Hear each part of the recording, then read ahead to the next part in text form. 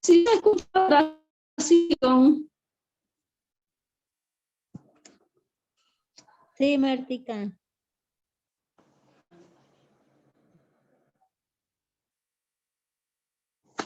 Sí, Marta. Bueno.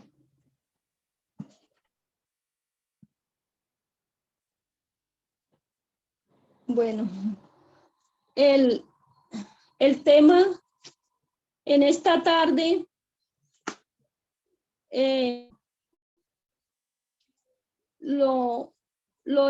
o sea, el tema es sobre la naturaleza humana.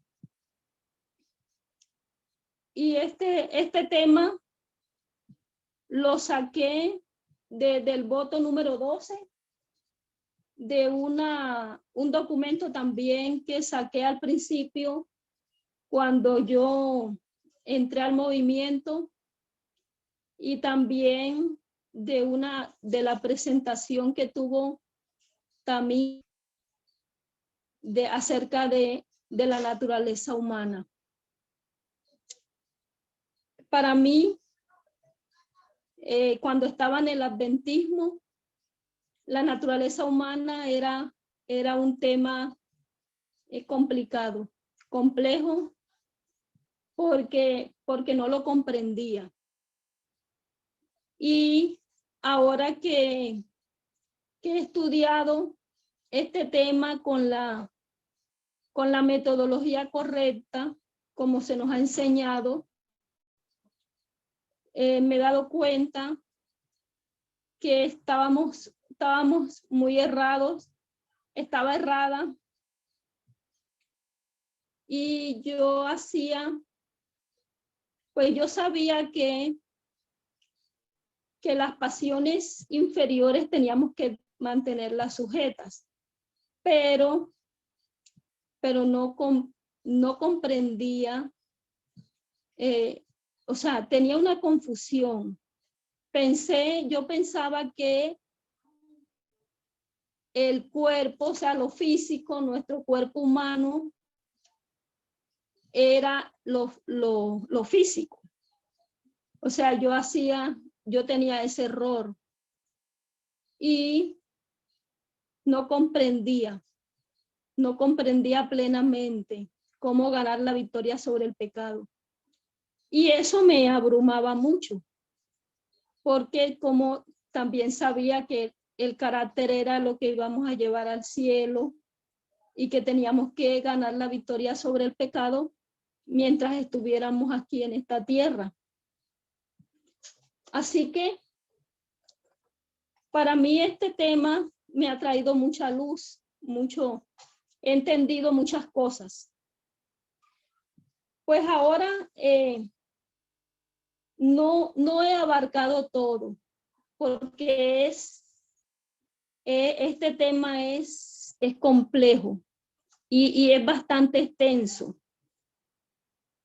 Entonces, solo voy a hacer algunos puntos, y también voy a necesitar la colaboración de algunos de ustedes que comprendan bien este tema. Bueno, en algunas preguntas que voy a hacer. Entonces, la humanidad fue creada a la imagen de Dios. No solamente fue creada a la imagen de Dios, sino que también fue diseñada para ser la contraparte de Dios, para ser el complemento de Dios. Satanás se ha esforzado por borrar la imagen de Dios en el hombre e imprimir su propia imagen en el hombre, haciendo copia de sí mismo. Y de esta manera, él ha estorbado el plan divino de la creación del hombre. Y el Señor se ideó un plan, el plan de la salvación. El plan de la salvación es para recuperar a la humanidad de la esclavitud del pecado. restaurando la imagen de Dios en el hombre y devolviéndole al hombre su lealtad a Dios. El medio por el cual se efectúa este rescate es por medio de nuestro Señor Jesucristo, el cual Él vino a esta tierra con un cuerpo humano caído, con un cuerpo pecaminoso igual al de nosotros, pero solo que Cristo no pecó. Unió la divinidad con la humanidad y de esta manera, o sea, Jesús no podía pecar, él no pecó, siempre y cuando tuviera su humanidad unida a su divinidad. Entonces, a través del desarrollo de este estudio, vamos a darnos cuenta, porque Jesús no pecó, cómo podemos lograr la victoria sobre el pecado. Tenemos que conocer a la humanidad. Tenemos que conocer nuestra naturaleza humana para saber cómo lograr la victoria. Entonces Cristo nos dio ejemplo para que nosotros pudiéramos vivir una vida sin pecado, así como Él pudo vivir una vida sin pecado.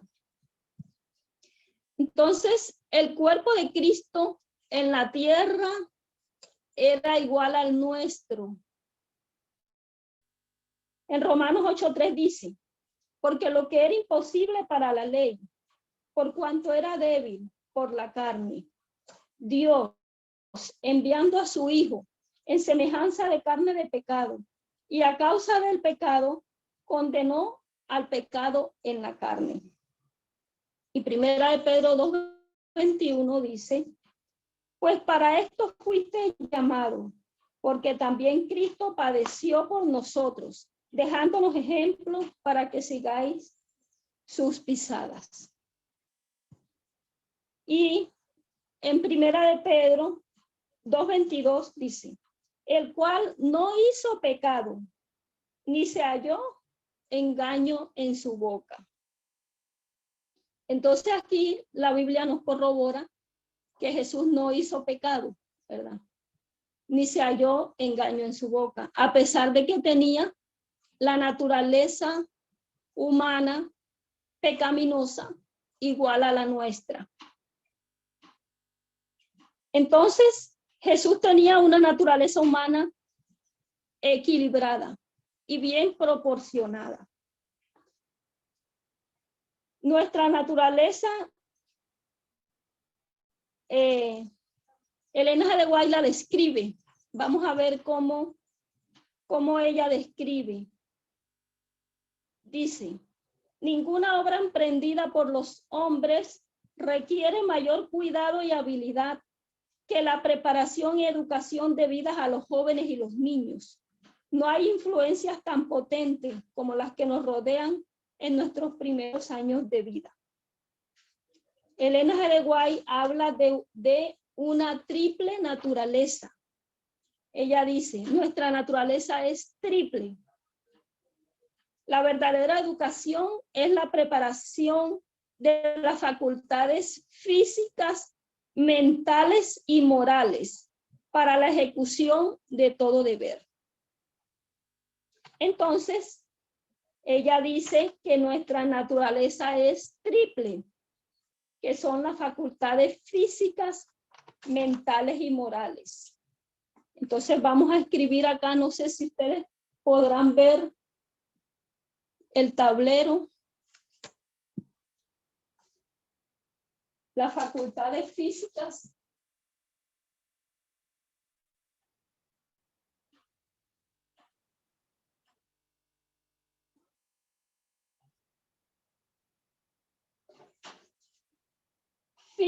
intelectuales y morales.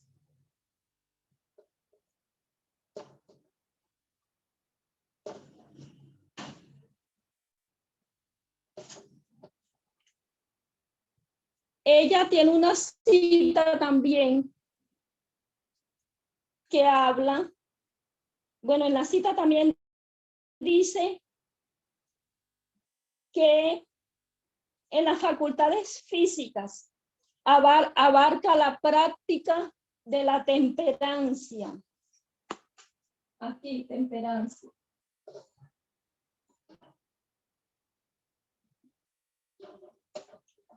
De la bondad fraternal y la piedad.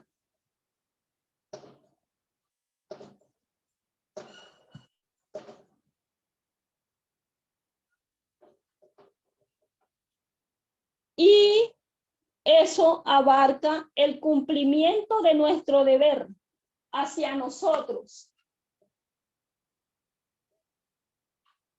nuestro prójimo y Dios.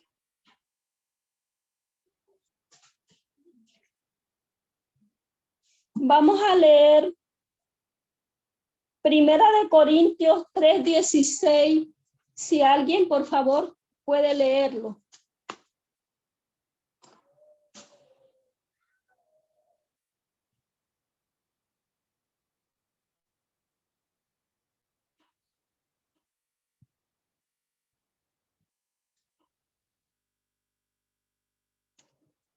¿Sí me escucharon? ¿Sí me están escuchando? Sí, Martica. Sí. ¿Qué pasa? Ok, Que yo no dice, tengo la Primera de dice, Corintios 3:16. dice, ¿no sabéis que sois santuario de Dios y que el Espíritu de Dios mora en vosotros?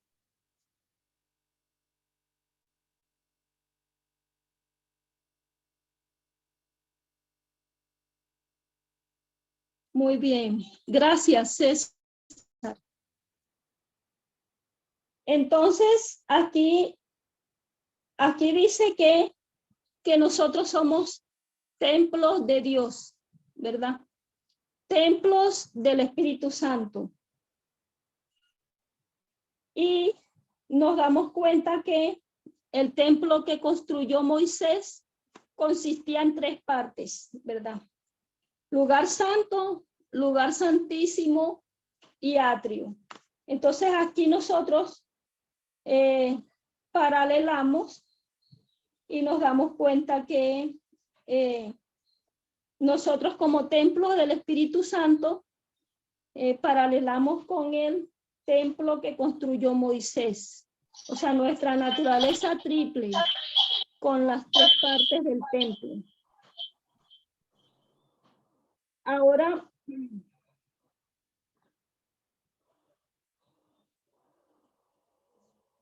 nuestras facultades intelectuales son las mentales y morales.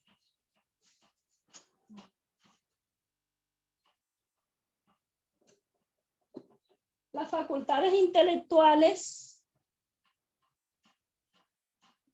son las facultades mentales.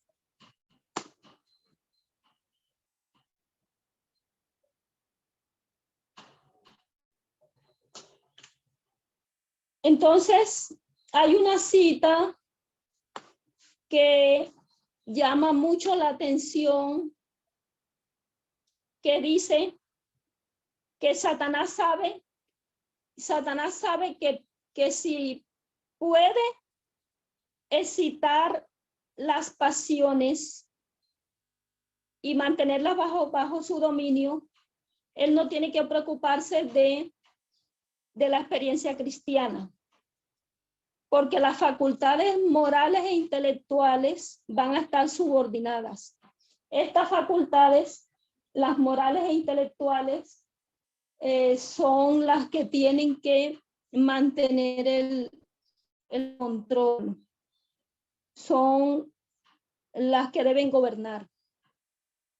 Entonces las pasiones bajas se fortalecen por el ejercicio, mientras que las cualidades más nobles se debilitan cada vez más. algunas personas reconocen el mal de las prácticas pecaminosas, pero se justifican diciendo que no pueden vencer sus pasiones. Entonces, lo que sucede es que las pasiones inferiores han sido fortalecidas por el ejercicio. Y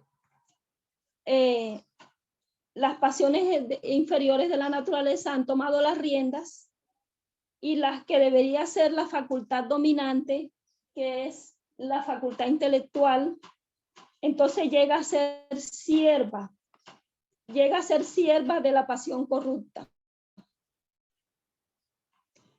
Hay otra cita que habla en Elena G. de White, habla en Mente, Carácter y Personalidad,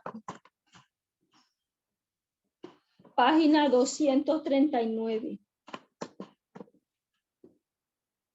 Elena G. de White usa diferentes expresiones para referirse a la naturaleza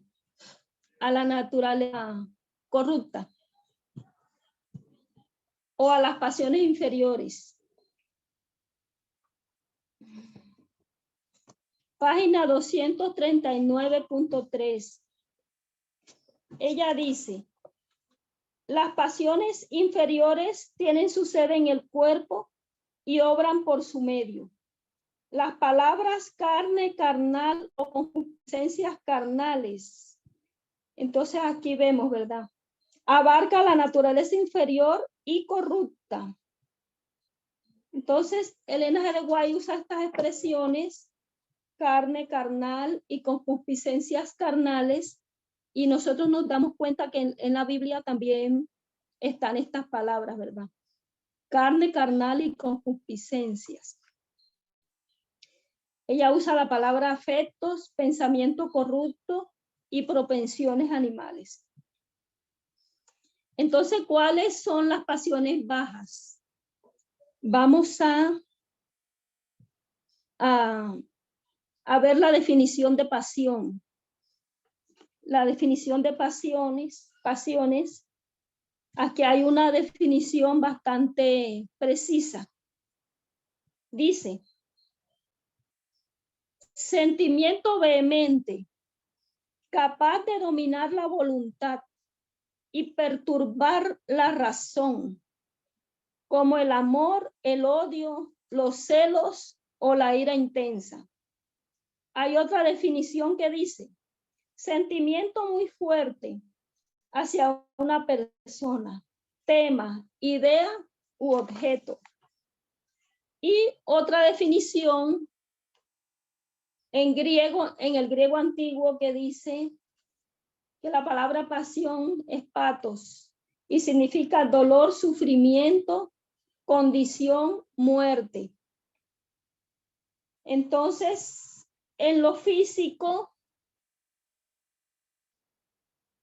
¿qué está acentuado en nuestra naturaleza es triple? Y en la parte de lo físico, facultades físicas, ¿qué es lo que se encuentra ahí acentuado? Acá. Si alguien puede responderme, ¿qué se encuentra acentuado en la parte física? Las pasiones inferiores.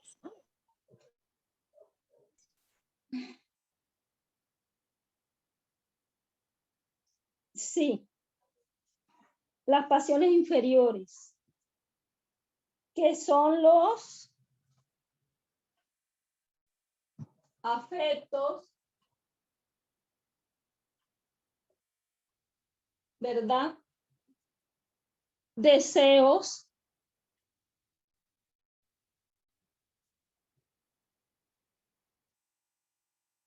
¿qué más se podría decir?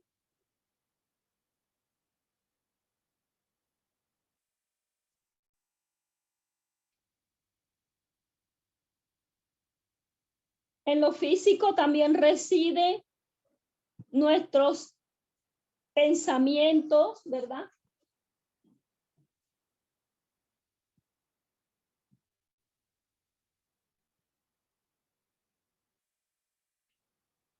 ¿Qué más sería? Los sentimientos. Muy bien. Concupiscencia carnal. Muy bien. Bueno. Sentimientos, emociones.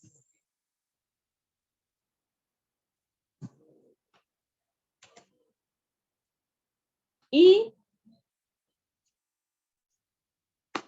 en la parte, bueno, si las concupiscencias carnales residen ahí también. Pero y en lo intelectual, aquí en la parte, en la intelectual, ¿qué se acentúa en lo intelectual?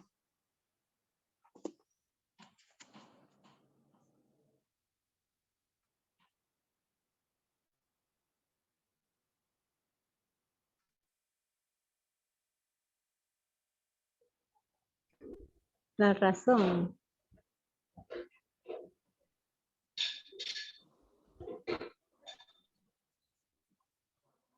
Sí, en lo intelectual, la razón.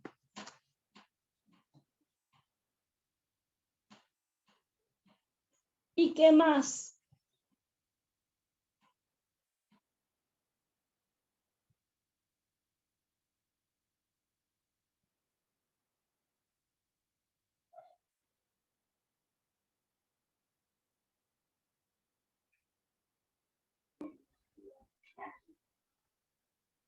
Sí, los pensamientos están acá, en lo físico, están los pensamientos.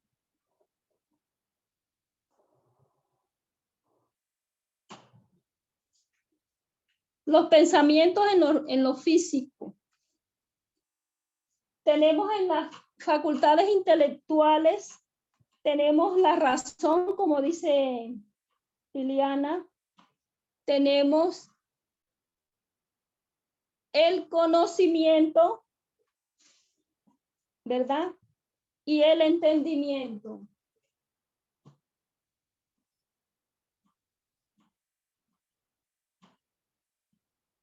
Conocimiento.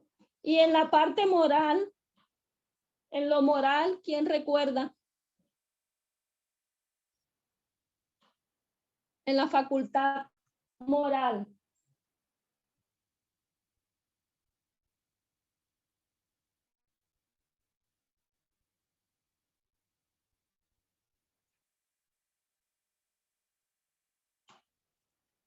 Muy bien, la voluntad.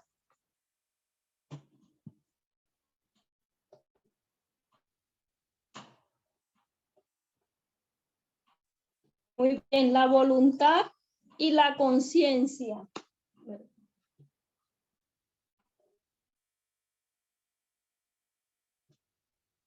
Muy bien. Entonces, aquí, bueno, nuestra naturaleza es triple, ¿verdad? Las facultades físicas, intelectuales y morales, ¿verdad? Entonces, aquí es donde yo erraba cuando estaba en el adventismo, que las facultades físicas son la naturaleza inferior o las pasiones bajas. Son las facultades físicas, son la naturaleza inferior o las pasiones bajas. Y las facultades físicas no pueden ser representadas por el cuerpo. No podemos representar el cuerpo por las facultades físicas. Elena G. de White, ella repite y amplía. Ella dice que el hombre interior lo componen las tres partes, físicas, intelectuales y morales. Ella dice que la casa en la que vivimos es el cuerpo. Así que el cuerpo y el espíritu es una repetición del hombre interior. El cuerpo es la caparazón, es la casa en la que vivimos. Entonces, Este cuerpo debemos mantenerlo sano, ¿verdad? Porque no es nuestro. No podemos con las facultades físicas, con las acciones inferiores, porque entonces, ¿qué es lo que nos vamos a llevar al cielo?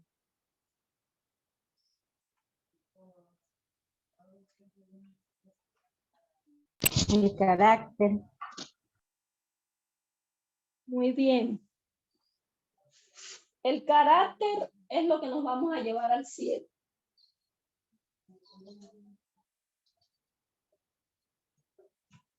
¿Y cuál es el carácter? El carácter es igual al hombre interior, ¿verdad? El carácter es igual al hombre interior.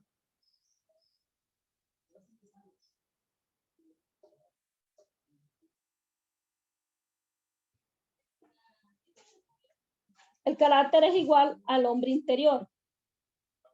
Entonces aquí nosotros podemos ver el comportamiento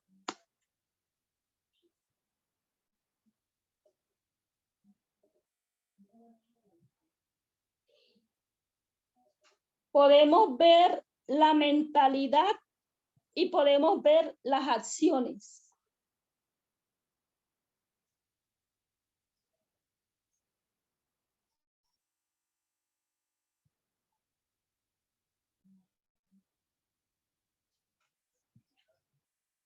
Cuando nosotros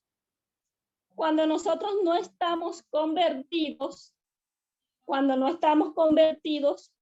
podemos ver en el hombre interior, podemos ver racismo.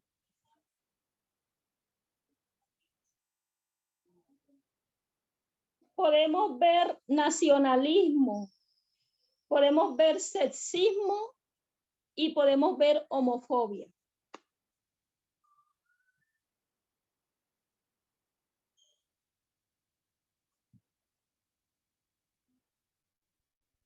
Cuando no estamos convertidos.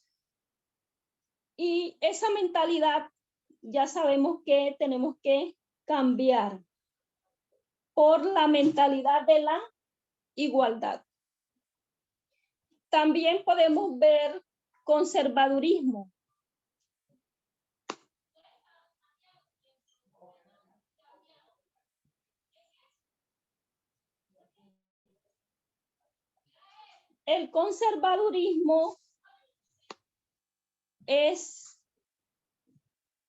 El conservadurismo mira hacia atrás, quiere quedarse con lo que está atrás. O sea, el conservadurismo no va en una línea de progresión, sino que quiere conservar lo que está atrás. Entonces, el conservador quiere quedarse donde está, quiere quedarse cómodo, quiere quedarse con las cosas que ya conoce, con las que tiene más fama y más publicación. Entonces, podemos ver también el status quo.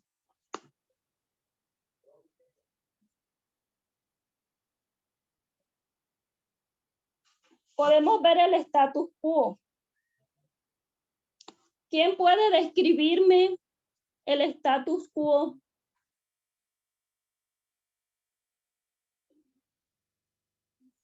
¿Quién me puede hacer el favor de describirme el status quo?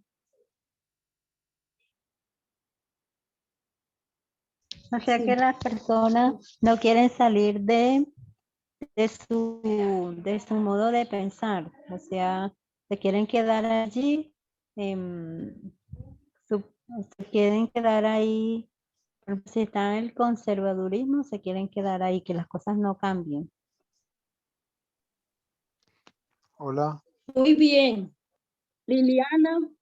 Ajá. ¿me oyen? Ah, Sí, ok. sí te escuchamos, Oh, César. ok. Bueno, el status quo, eso es un término latino y eso tiene que ver, literalmente significa el estado de las cosas. Entonces, esa gente conservadora intenta preservar el status quo porque le conviene a ellos, porque esa es la situación actual de las cosas. Por eso es que ellos quieren mantenerlo estático, no quieren avanzar, no quiere que el status quo cambie.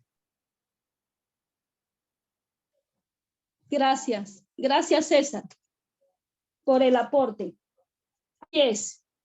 El status quo te quiere hacer caminar por el camino trillado donde todos caminan. Y te quiere frenar, te quiere mantener ahí cómodo. Miedo a la resistencia y al cambio. Y así como ustedes lo están describiendo, no quiere avanzar, quiere quedarse ahí. Muy bien. Esto es cuando todavía no hemos sido convertidos. Entonces, lo que Dios va a transformar en la segunda venida es la casa en la que vivimos. Lo que va a transformar es nuestro cuerpo.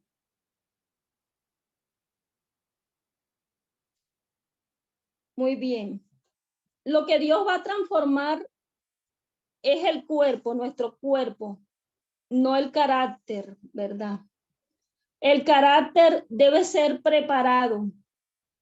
El carácter debe ser preparado antes para permanecer en el tiempo de crisis.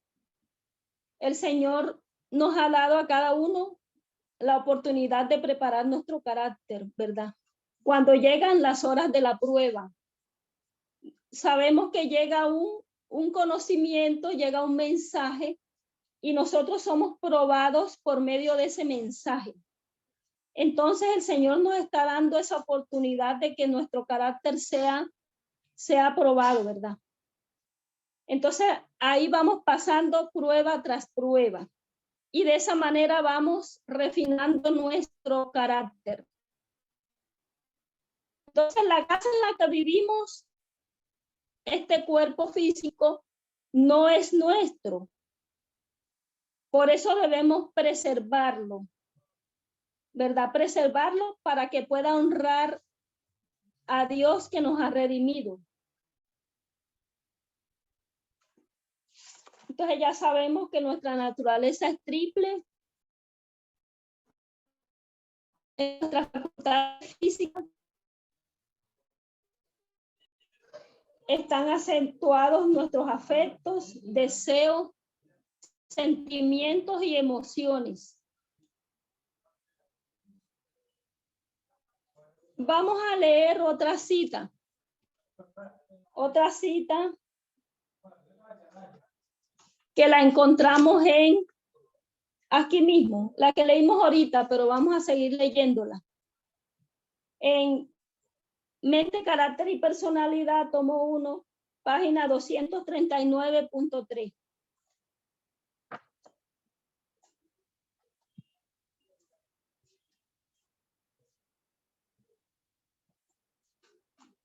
Me toca leerla porque no.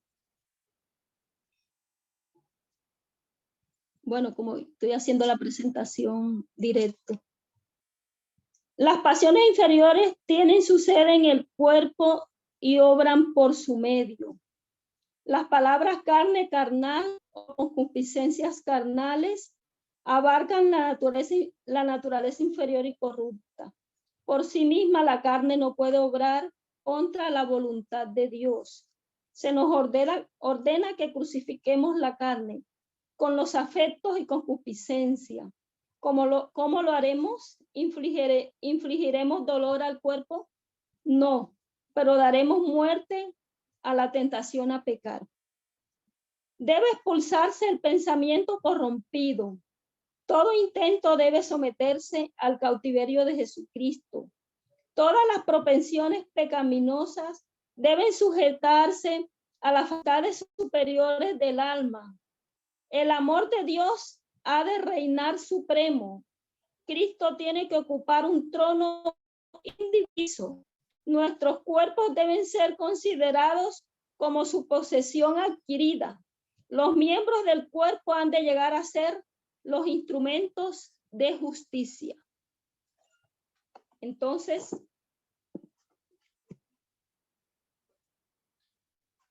ahora vamos a ver en nuestra naturaleza inferior, acá en la facultad física,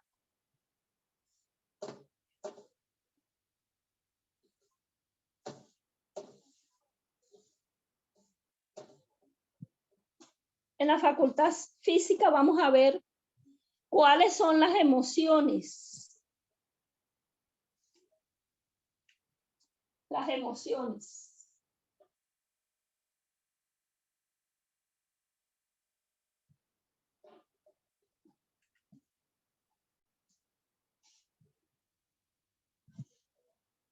¿Cuáles son las emociones?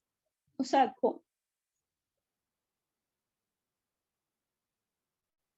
¿qué es una emoción? Odio, felicidad, tristeza. Muy bien. Odio, felicidad, tristeza. Muy bien. Odio, felicidad, tristeza, amor. Miedo. Miedo, simpatía.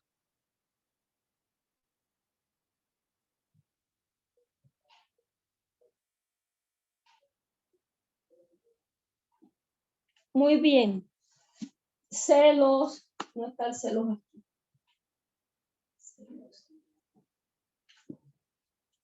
Todas estas son emociones.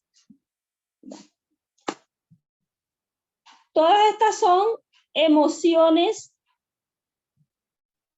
que si nosotros la voluntad la tenemos sometida a Cristo, la voluntad sometida a Cristo y el dominio propio es lo que nos ayuda a controlar estas emociones.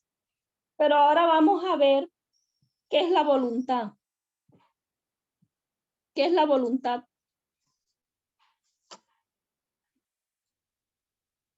Es el poder que gobierna. Muy bien. La voluntad es el poder que gobierna. Es el poder de elegir y decidir. Y si la voluntad la tenemos sometida a Cristo y el dominio propio es lo que nos va a ayudar a controlar estas emociones, ¿verdad? Todas estas emociones, ellas pueden ser buenas o malas. Depende de las motivaciones, o sea, los motivos que nos impulsan, los motivos que nos hacen hacer las cosas o tener estas emociones, las motivaciones. Si los motivos son puros, entonces estas emociones no van a ser malas. Las emociones en sí, estas emociones en sí no son malas. Porque todos es natural que tengamos emoción, todos tenemos emociones y las emociones en sí no son malas.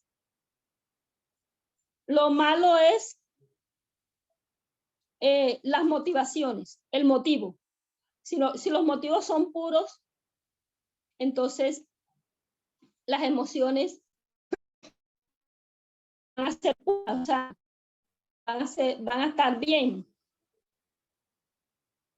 Entonces, Jesús también tuvo emociones. Todos sabemos, ¿verdad?, que Jesús era igual a nosotros.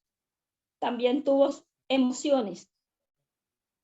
Solo que Jesús, las emociones, él las encauzaba hacia el bien, ¿verdad? Que es lo que tenemos que hacer nosotros también. Los pensamientos deben de estar sometidos a la voluntad de Dios y los sentimientos bajo el control de la razón. las emociones deben ser mantenidas sujetas, deben ser mantenidas sometidas, ¿verdad? Sometidas. Las pasiones inferiores deben estar bajo el control y el equilibrio, dominadas por las facultades superiores, ¿verdad? Las intelectuales y las morales. Cada pensamiento debe ser llevado cautivo a Jesucristo. Las pasiones inferiores son malas. ¿Cuándo son malas? Cuando ellas son las que dominan, ¿verdad? Cuando ellas son las que dominan a las facultades superiores. Acá yo lo tengo dibujado acá. Cuando las pasiones inferiores son malas, es cuando ellas están dominando y haciendo siervas a las facultades superiores del alma. Y ahí va a haber un descontrol. Entonces, ¿cómo es una persona convertida?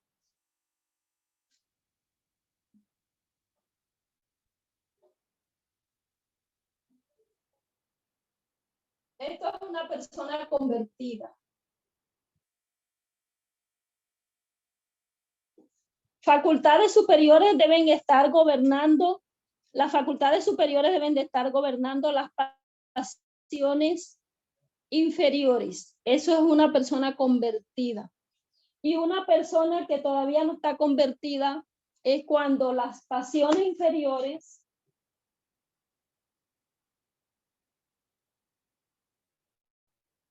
están gobernando las facultades superiores del alma.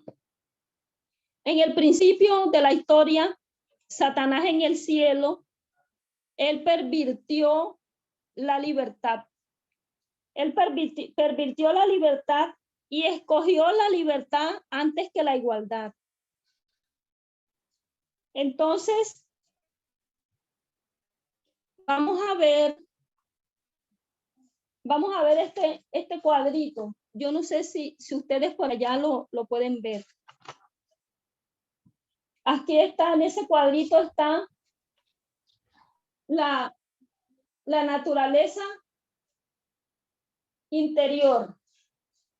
Está lo exterior, que es el caparazón, la caparazón. Y está el hombre interior, que somos nosotros. Es la esencia, ¿verdad?, de nosotros. Es el carácter, la esencia, es el hombre interior. Y aquí vemos a Satanás en el cielo, que su exterior está bien, pero su interior está corrompido, está mal. Y Adán, antes de la caída, tenía su exterior bien, su caparazón estaba perfecta. Y su hombre interior también estaba perfecto. Y Adán, después de la caída, ya su cuerpo se corrompió, ya el cuerpo se deterioró. Entonces, después se convirtió. Entonces ya estaba bien interiormente.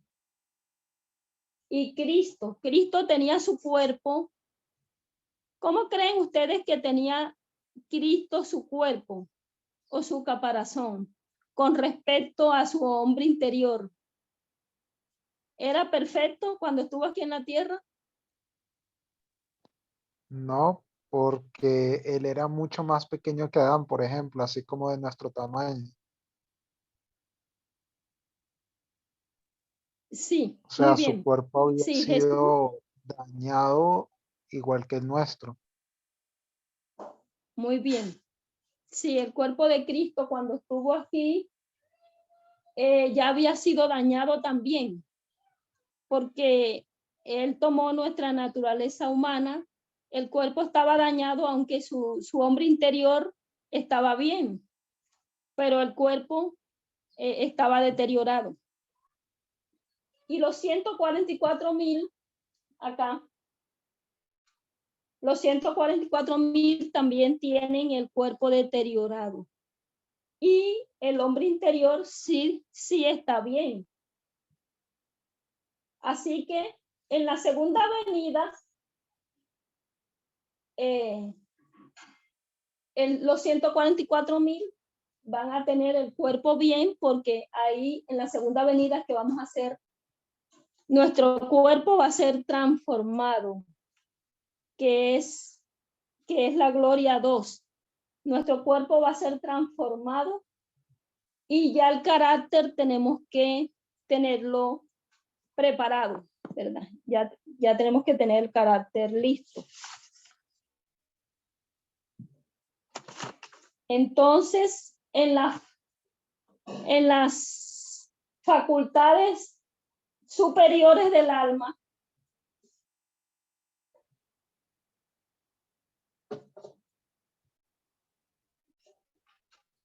vamos a ver lo que es el conocimiento. ¿Qué es el conocimiento?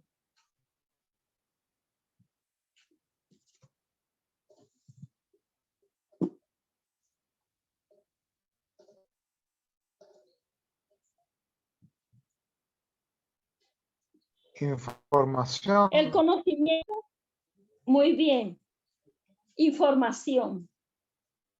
Son los hechos, ¿verdad? La información adquirida. Entonces, el conocimiento es una experiencia. Es una experiencia que nosotros tenemos. Entonces, en nuestra línea de reforma, vamos a dibujarla aquí rápidamente.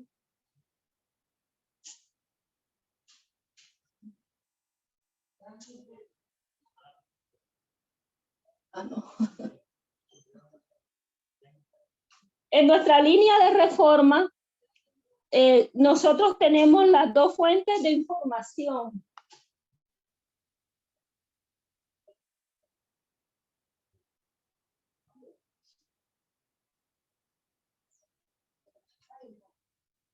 En cada dispensación, nosotros tenemos las dos fuentes de información.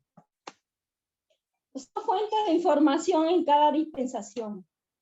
Y las personas que se quedaron con las teorías conspirativas en la ley dominical van a estar del lado contrario al pueblo de Dios, porque todas esas teorías, esas fuentes de información errada que han escuchado, los arrastran del lado contrario al pueblo de Dios.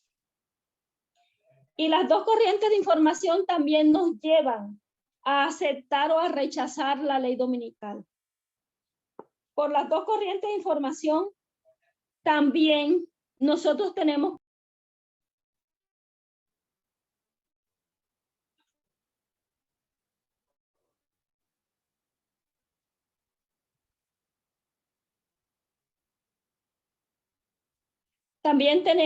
que elegir, ¿verdad?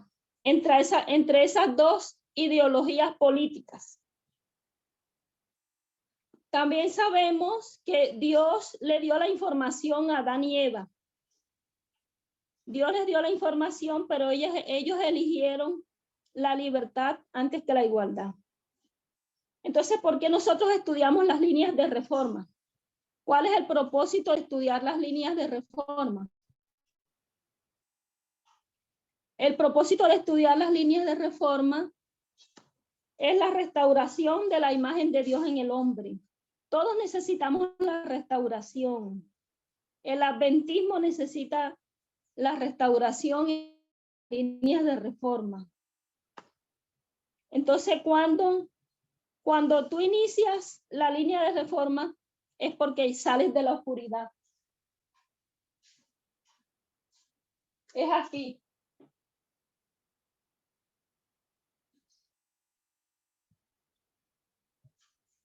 Cuando iniciamos la línea de reforma, es porque salimos de la oscuridad.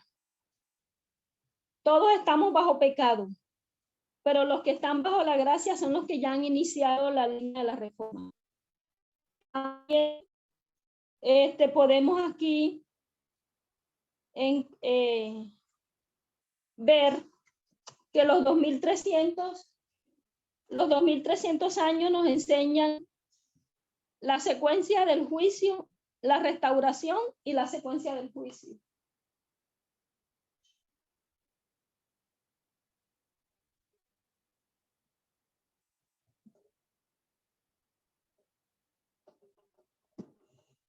Los 2300 años empezaron en el año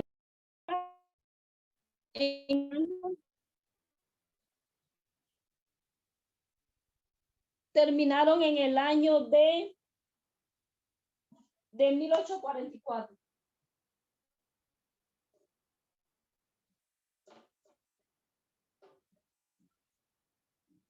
En el año 34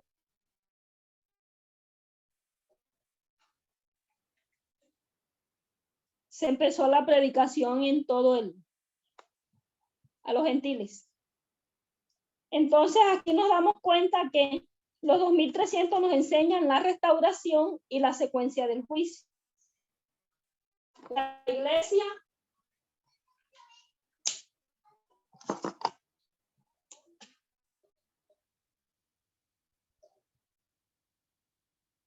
y el mundo.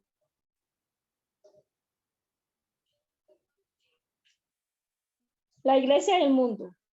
Entonces el juicio primero comienza por la casa de Dios. Y esto lo podemos ver en Apocalipsis 14:7. Tenga la bondad de poderlo leer.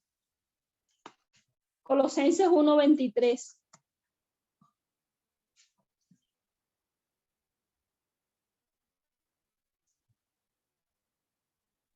Dice Colosenses 1:23, si en verdad permanecéis fundados y firmes en la fe, y sin moveros de la esperanza del evangelio que habéis oído, el cual es predicado a criatura que está debajo del cielo, del cual yo, Pablo, fui hecho ministro. ¿Está bien?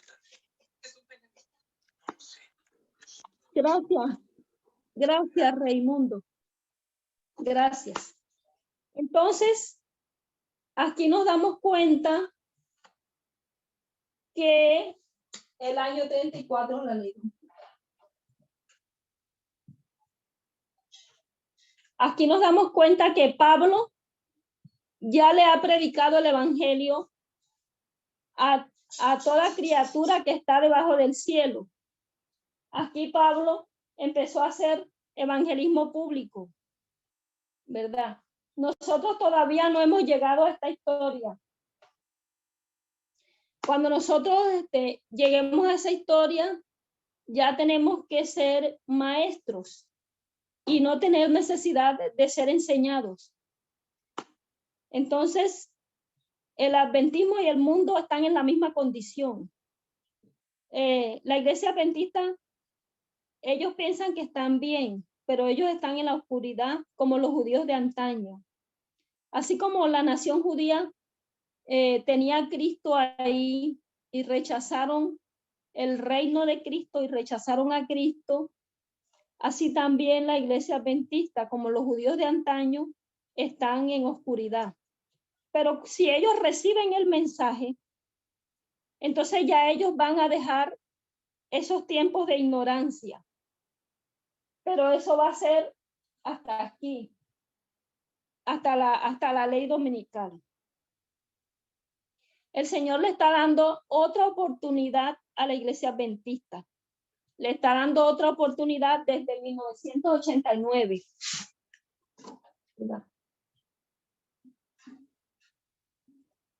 Desde 1989 para su restauración. Entonces, la naturaleza del hombre es triple. Y la carne está lidiando con toda la parte emocional del ser humano. Y esa parte se llama naturaleza corrupta. Eso vamos a borrar acá.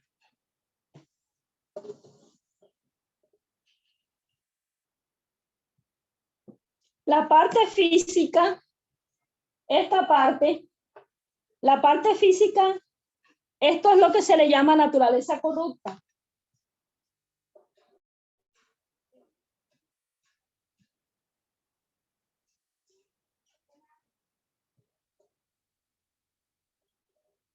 Esto es lo que se le llama naturaleza corrupta.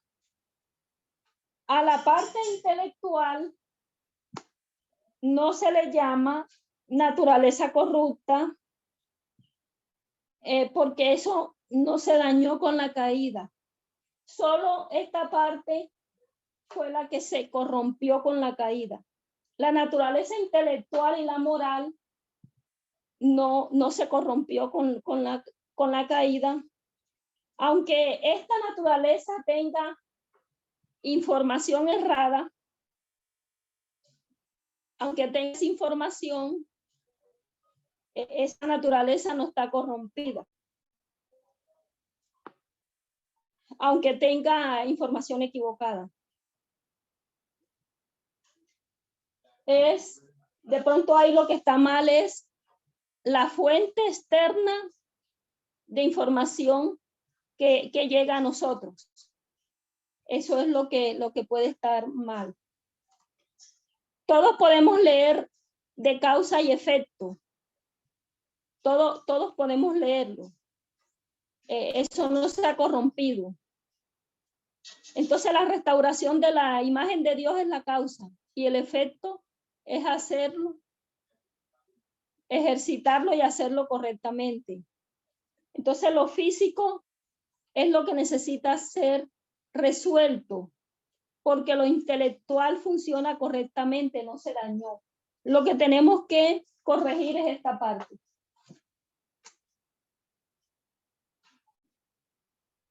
Esa parte es lo que tenemos que corregir. Entonces, la naturaleza pecaminosa no es una elección. Nosotros no elegimos esa naturaleza, ¿verdad? Que tenemos. Por lo tanto, la naturaleza pecaminosa no es una elección porque nosotros nacimos así, con esa naturaleza. Entonces, pero el pecado es una elección. Y por eso Cristo pudo venir en carne pecaminosa, así como nosotros, pero sin pecar. Porque Él eligió no pecar. Porque el pecado es una elección. Y era necesario que Cristo viniera en esa carne, en carne de pecado. Y si hubiera venido antes de que Adán y Eva hubiesen pecado, Él no hubiese tenido elección. Así que el pecado es una elección. Así como la orientación sexual no es una elección. La orientación sexual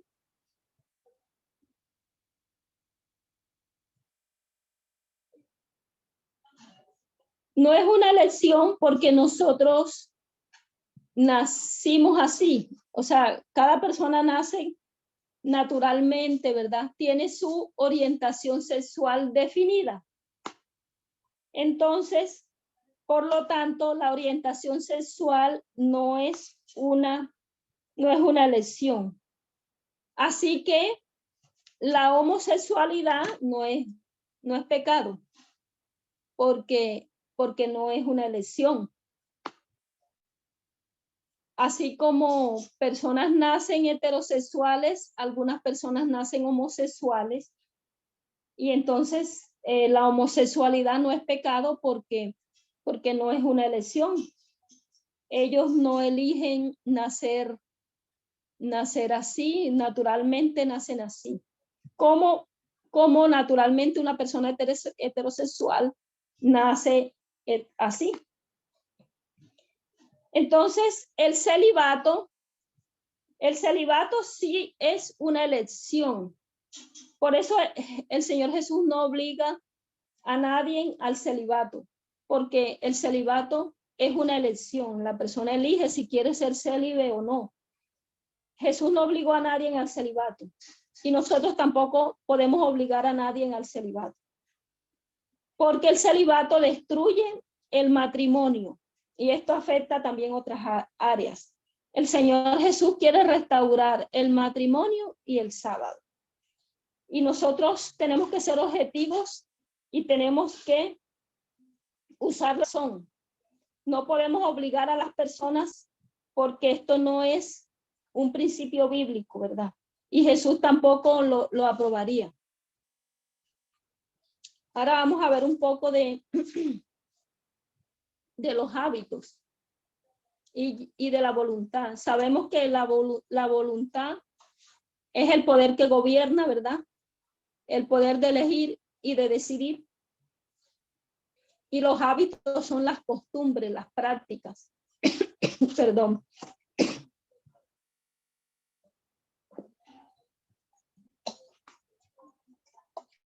Entonces, los pensamientos forman el hábito y los hábitos forman el carácter. Si tenemos los hábitos correctos, vamos a tener el carácter correcto y el carácter correcto va a recibir el sello de Dios. Entonces nosotros necesitamos el entendimiento, el conocimiento de la metodología de Cristo para saber qué está bien y qué está mal. Porque sabemos que si leemos mal, entonces vamos a tener un carácter malo, ¿verdad? No vamos a poder tener el sello de Dios.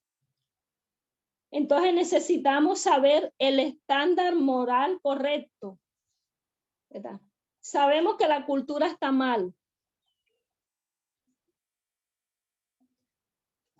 ¿Quién me dice, quién me puede dar una, o sea, de lo que ustedes crean, de lo que ustedes, sí, de lo que se ha estudiado, por qué la cultura está mal?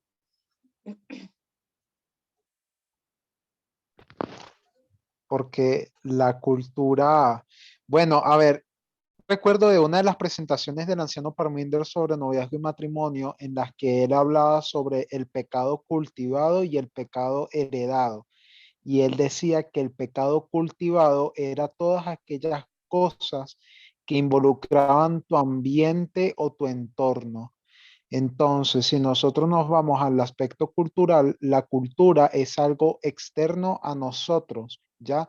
Es parte del ambiente, es parte de lo que nos rodea, pero ese, digamos, la cultura en sí, ese ambiente afecta al individuo, ¿ya?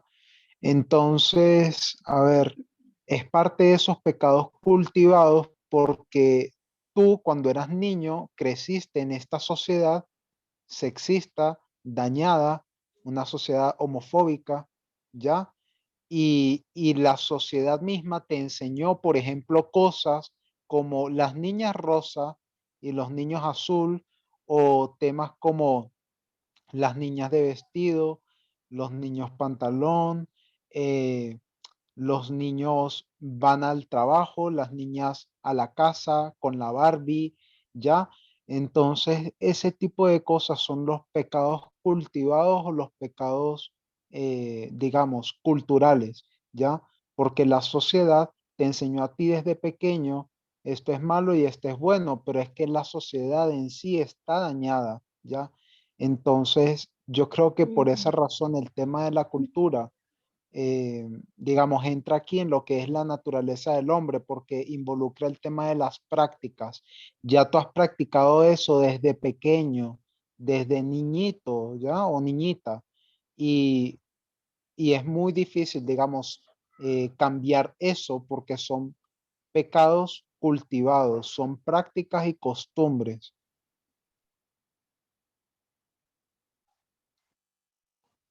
Muy bien, César, muchas gracias. Muchas gracias por el aporte.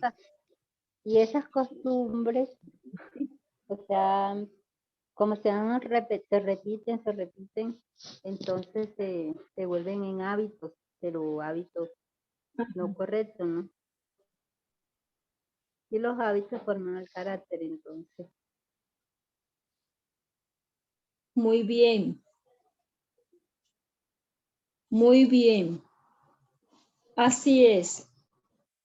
Esas costumbres, como bueno, César nos explicó muy bien de lo de la cultura, ¿verdad? Por eso lo personal es político, porque nosotros influenciamos a la sociedad y la sociedad nos influencia a nosotros. Entonces, si nosotros ya tenemos el carácter formado, podemos influenciar positivamente a la sociedad o la cultura que nos rodea. Pero así como dice César, es algo muy, muy difícil, ¿verdad? ¿Verdad? Muy difícil, porque ya nosotros desde que nacemos estamos en ese entorno, ¿verdad? Pero, sí. Pero en una de las presentaciones la anciana decía que el pecado del sexismo es muy difícil de desarraigar, porque 6.000 años practicando ese pecado es muy difícil, algo que está muy, muy arraigado en el ser humano. Sí, es algo muy difícil, y hay veces nosotros tenemos el conocimiento, pero hay veces nos sorprendemos con nosotros mismos. Por ejemplo, a mí me ha pasado, nos sorprendemos con sexismo, o sea, anda, eso es sexismo, porque, cierto, o sea, yo no sé si a ustedes les ha pasado, pero muy bien, César, dice que necesitamos un cambio de corazón. Muy bien. Sí. Y esa obra, ¿verdad? Exactamente, sí. Y exactamente eso es lo que está haciendo el Señor a través de su metodología, a través de ese movimiento, porque su palabra es esa espada de dos filos que penetra los tuétanos, las coyunturas y las intenciones del corazón. Entonces, este mensaje, esa espada abre nuestro corazón y nosotros podemos mirar qué es lo que hay en nuestro corazón y luego llevarlo a Cristo, ¿verdad? Y tener esa gran dicha, esa gran bendición de poder ser restaurado a través, pues, de la información que hemos adquirido a través de este mensaje. Muy bien. Gracias, Lili, por el aporte. Así es. Entonces, para eso nosotros estamos en este mensaje, ¿verdad? Y para eso estamos aplicando la metodología de Cristo, que es esta metodología por medio de parábolas, y toda la metodología de Cristo para que nosotros podamos ganar la victoria sobre el pecado. Entonces, nos damos cuenta que, como lo hemos venido diciendo, que la cultura tiene su propia visión del mundo, ¿verdad? Y tiene su propia norma moral. Y cada religión tiene su propia norma moral. Entonces, en nuestro movimiento ya nosotros sabemos, bueno, en nuestro movimiento, ¿qué es lo que establece nuestro estándar moral? Pues ya Liliana lo dijo, ¿verdad? En nuestro movimiento lo que establece nuestro estándar moral son las líneas y la metodología por medio de las parábolas. Entonces, solamente con las líneas y la metodología por medio de las parábolas es que nosotros podemos tener el estándar moral correcto, el que Dios quiere, ¿verdad? El que Dios quiere que nosotros tengamos. Pero si nosotros no sabemos leer, y nosotros vamos a tener hábitos errados y no vamos a poder entrar al cielo. Necesitamos usar las herramientas que el Señor nos ha dado, ¿verdad? Para cambiar nuestra vida. El Señor nos dio en el 2017 la naturaleza del hombre y nos dijo cómo funcionaba. Y en el 2018 nos trajo el clamor de medianoche, nos trajo la igualdad. Entonces, nosotros tuvimos que dejar el estándar moral de hace más de de hace más de 100 años, de hace 160 años, nosotros tuvimos que dejar ese estándar moral, ¿verdad? Y ahora nosotros tenemos este mensaje, ¿verdad? Que ha refinado nuestro estándar moral. Y sabemos que nuestro estándar moral es la igualdad. Sabemos que debemos formar los hábitos correctos y practicar la igualdad, ¿verdad? Dejar eso, ¿verdad? Saber desarraigar eso que nos enseñaron, como dice César, desde niño, desde niña, que lo rosadito era de la mujer, que lo azul era de los hombres. Ahorita la hija mía, ella me pintó esto y ella me decía, ¿esto es hombre o es mujer? Yo le decía, no, eso es ser humano, es la humanidad, eso representa la humanidad. Y entonces ella me dijo, no, porque es que en el colegio nos decían que cuando, si por ejemplo, si era algo débil, lo representábamos por una mujer. Y yo dije, ¿cómo así? Dice, sí. Por ejemplo, hacíamos como que hacían los dibujos y para saber que era débil les ponían cabellos. Entonces, como que los profesores les enseñaban eso. Y entonces, si nosotros venimos, sí, con esa cultura, ¿verdad? Con esa cultura de esa manera, entonces, nosotros ahora porque tenemos este conocimiento, pero si no tuviésemos este conocimiento, yo creo que cada día o sea, cada día el ser humano es más sexista, más homofóbico, más, sí, más conservador, más, ¿cierto? Porque si todo el entorno, en las escuelas y en todas partes les están enseñando, por ejemplo, como que lo débil es la mujer, ¿verdad? Pues me sorprendió la hija mía cuando me dijo eso, ¿verdad? Entonces, el sexismo está permeado en todos los lados y, bueno, nos toca una dura tarea, ¿verdad? Con los que nos rodean. Entonces, para poder practicar la igualdad, nosotros tenemos que entender la igualdad perfectamente. El Señor nos ha llevado de lo simple a lo complejo. Entonces nosotros somos llamados a no dar respuestas simples, sino que somos llamados a dar respuestas más completas. Entonces, que nosotros podamos vivir lo que predicamos y que podamos ser un testimonio vivo. Que el Señor les bendiga. Amén, Marita, gracias. Amén. Vamos.